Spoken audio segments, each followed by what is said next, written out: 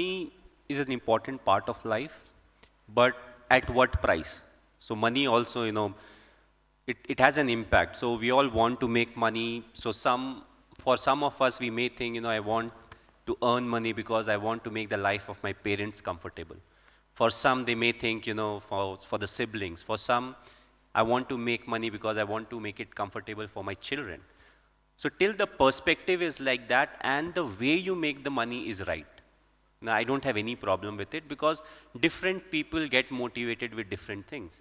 So some may say, I have a car that costs 10 rupees, but I want to upgrade to 25 rupees. There's no harm in that. It's how you want to make that money. Second is, look to add money. Don't look to multiply money. Whenever there's multiplication, there's always a problem.